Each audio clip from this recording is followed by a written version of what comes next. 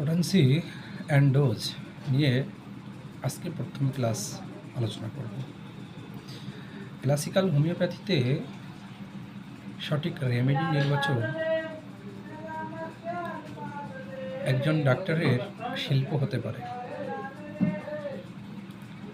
ঠিক তেমনইভাবে সঠিক পোটেন্সি এবং ডোজ নির্বাচন করা একজন ডাক্তারের দক্ষ হওয়ার পরিচয় বহন করে। অনেক সময় দেখা যায় সঠিক রোগ নির্ণয় এবং সঠিক ঔষধ নির্বাচন করার পরেও রোগী আরোগ্য হচ্ছে না। এর কারণ হলো সঠিক পোটেন্সি এবং সঠিক ডোজ নির্বাচন করতে না পারা। এই জন্য একজন চিকিৎসককে পরিপূর্ণ সফল হতে হলে সঠিক রেমেডি নির্বাচন, সঠিক পোটেন্সি নির্বাচন এবং সঠিক ডোজ নির্বাচন করা, এছাড়াও কখন ডোজকে বন্ধ করতে হবে, কখন ডোজকে পুনরায় রিপিট করতে হবে এবং কখন পোটেন্সি পরিবর্তন করতে হবে, এ সকল বিষয়ে কিন্তু একজন দক্ষ চিকিৎসকের পরিপূর্ণ নলেজ থাকতে হয়। তো আজকে আমরা আলোচনা করব পোটেন্সি কী। পোটেন্সি হচ্ছে হোমিওপ্যাথি ঔষধের মূল অংশকে ডাইলুশন এবং সাকাশনের মাধ্যমে প্রস্তুতকৃত পোটেন্টাইজেশন ঔষধ। অর্থাৎ আমার কাছে একটি ঔষধ আমি দেখাই, এটি হচ্ছে জাস্টিসিয়া মাদার। এই মূল জাস্টিসিয়া মাদারকে ডাইলুশন এবং সাকাশন, ডাইলুশন হচ্ছে পাতলাকরণ, সাকাশন হচ্ছে নির্দিষ্ট পরিমাণ এই ওষুধকে এরকম ঝাঁকি দেওয়া। নির্দিষ্ট একটি ঝাঁকির মাধ্যমে যেটা প্রস্তুত করা হয় সেটি হচ্ছে ওই মূল ঔষধের পোটেন্সি অর্থাৎ শক্তি। সাধারণত ডাইলুশনকে আমরা পোটেন্সি বলতে পারি না।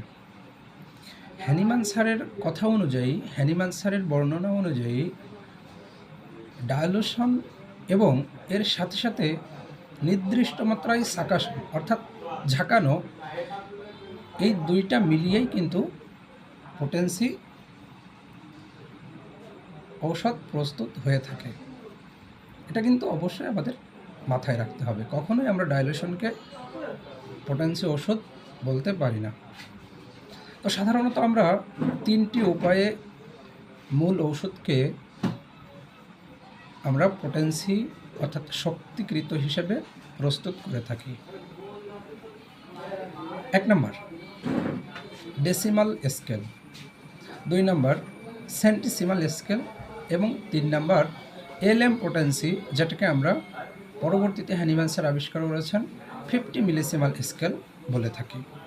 তো কিভাবে এই পোটেন্সি ঔষধ নির্বাচন প্রস্তুত করা হয় আমি দেখিয়ে দিচ্ছি হাতে কলমে, একটু আপনারা খেয়াল করেন। তাহলে এটা হচ্ছে জাস্টিসিয়া মাদার, এটা হচ্ছে ঔষধের মূল নির্যাস অর্থাৎ মূল অংশ। আমরা প্রথমে তৈরি করব ডেসিমাল স্কেল। তাহলে ডেসিমাল স্কেল আমরা মূল অংশ থেকে, মাদার থেকে আমরা নিব 1 ফোঁটা।